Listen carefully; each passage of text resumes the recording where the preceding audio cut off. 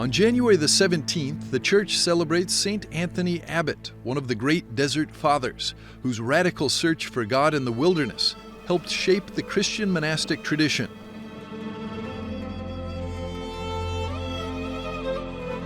I'd read about the Desert Fathers, and I'd read a short collection of sayings before I joined the monastery. But it was when I was in the novitiate that I realized just how important this body of literature is. These sayings, almost always dialogues, a young monk coming to an older monk, having a problem, having a query, a quandary, and asking, "Father, how can I live with this? What can I do about this?"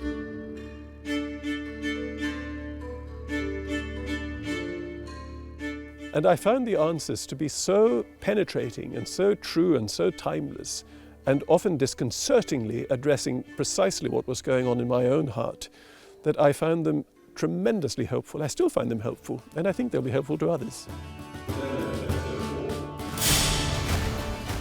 That's the Hearts of the Desert Fathers in a Year, a weekly series launched with Exodus 90, produced in collaboration with EWTN, and guided by Bishop Erik Varden of Trondheim, inviting viewers to pray their way through the Desert Fathers' timeless teaching.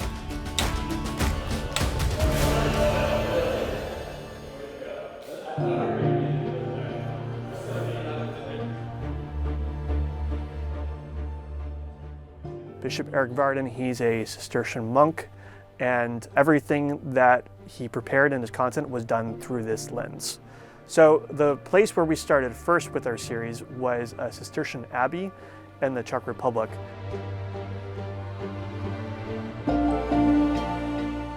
We didn't select that place as the primary target, but basically Bishop Erik Varden was speaking at various monasteries and conferences throughout the year, and we would just try to meet up with him wherever he was at. From there, the team continued filming in Rome and beyond, capturing monastic life and sacred places that match the spiritual landscape of the texts. And as the year closed, the series culminated in what the team called an epic pilgrimage through Italy, reflecting on Saint Benedict, who carried the desert tradition into a rule of life that helped shape Christian civilization.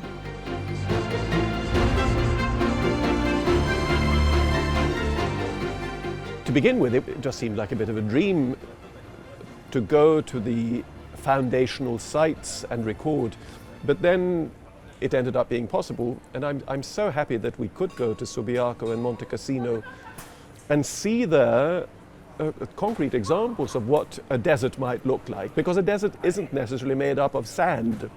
You made the point right at the beginning of the series that, you know, the modern city is in many ways a desert. For me, I had honestly never been either to Subiaco or Monte Cassino before, despite a couple of trips to Italy over the years. And I got to, experience firsthand, on a first impression, the different geographies of these places, which made the significance of them for Benedict obvious to the senses, even.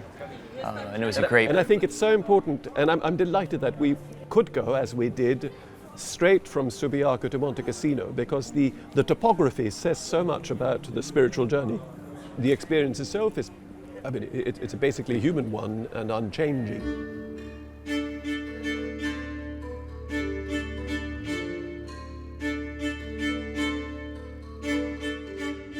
It's the series that I think had the most impact on me in my work as a content creator, because as a filmmaker, we don't usually actively get to see our audience up first, face to face. Many times they're just a viewer, like a number on a screen.